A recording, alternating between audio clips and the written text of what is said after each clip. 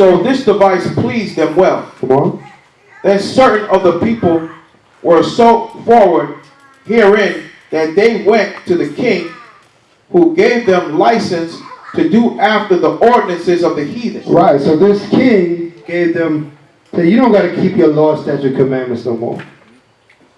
You can follow my ordinances. You can keep Christmas and Thanksgiving, and you don't got to do that law no more. You free from the law. Right? You free from all that commandments and stuff. All right? They still kicking the same thing. The churches is pushing the same program that we read about in the Greeks. Why? Because the church is rooted in this Greek philosophy.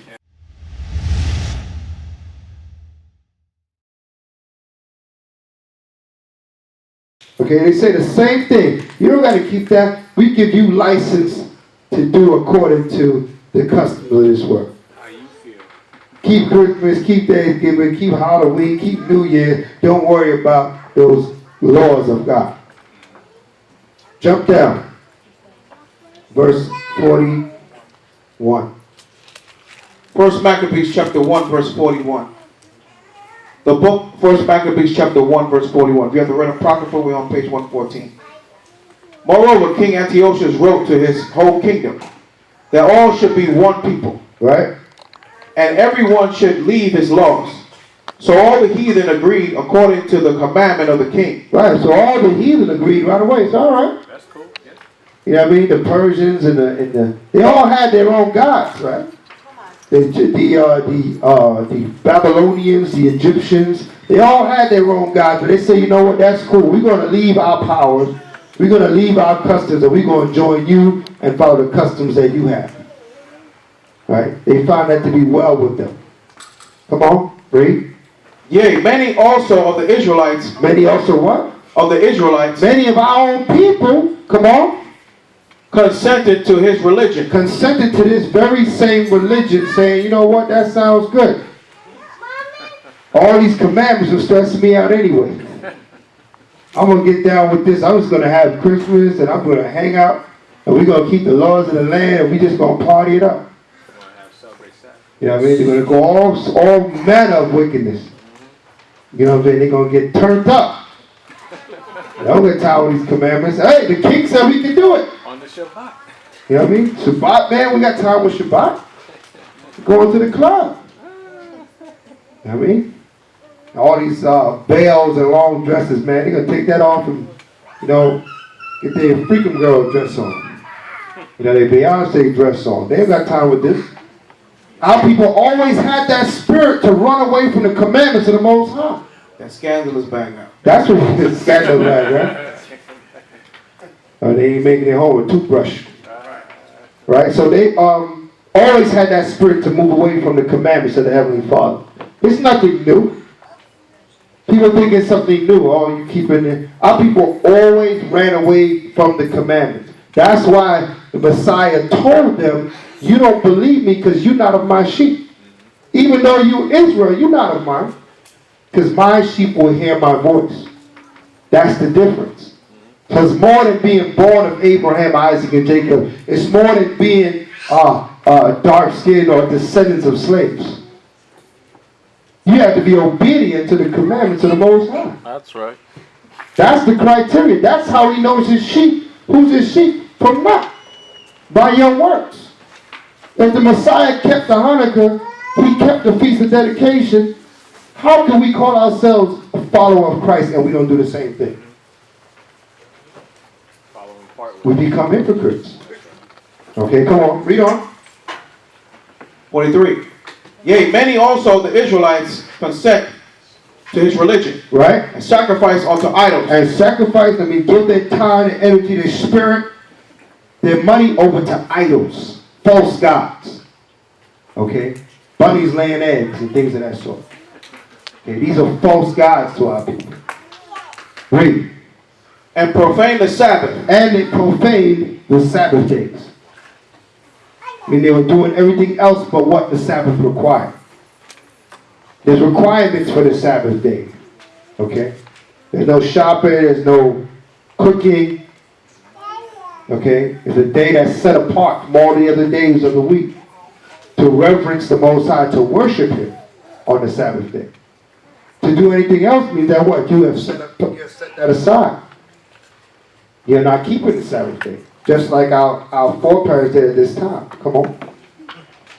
For the king has sent letters by messengers unto Jerusalem Come on. and the cities of Judea, that they should follow the strange laws of the land, Right? and forbid burnt offerings and sacrifice and drink offerings in the temple. Right. So we read in Daniel's how he said what? He made policies. What's policies? It's a rule that's written down. That comes from the authority figure. That's what a policy is. You know when you go to the store and you say, well, can I take this back? And they say, no, where's your receipt? And you say, well, I don't got a receipt. They say, well, that's the policy, sir. That means somewhere it's written down from those that rule this entity that you got to have a receipt. That's the policy. So here in the scriptures it said they oppressed us and they caused us to err through their what? Through their policies. They wrote laws in their books that were against the commandments of the Most High. And our people followed them because they figured, hey, it's the law of the land, right? Just like they do today. Right? When the high holy days come up and they say, well, you know, in this land they don't keep this, so why do I have to keep it? It's like that when in Rome mentality. Do what the Romans do. Okay? But that's not what the Most High requires of us. It requires us to be, no matter where we are, to serve Him and keep His commandments. Okay, read. And forbid burnt offerings and sacrifice and drink offerings in the temple, and that they should profane the Sabbaths and festival days. And the festival days. Meaning that what? We're in one of the festival days right now, which is called Hanukkah. So they profaned that. They wasn't keeping the festival days. They weren't keeping the high holy days, the commandments. Okay? They moved away from their heritage. Why? Because it was all the decrees that was brought down by what? King Antiochus, the Greeks, put all this into play, and a lot of our people got caught up in it and followed it, but not everybody. Some rose up and fought against this thing. And that's what we come to, what brings us to why we're gathered here this evening, because we're going to read about those that stood up against. Just like yourselves, that's standing up against the what everybody else is doing. Not going along with the masses. Okay, read. And pollute the sanctuary and holy people. Come on. Set up altars and groves and chapels of idols. Right, so they set up altars, groves, chapels of idols. Altars, groves, chapels of idols. You've seen these things already. Have anybody been to a church? Right? These are altars, groves, and chapels of idols. Because there's a bunch of idols in there. Our people are caught up in idolatry. Till to this day. It started here with the Greeks. It's nothing new. Didn't start in America. It didn't start in Africa. Our people way back in this time period already started to move away from the Most High in many different ways.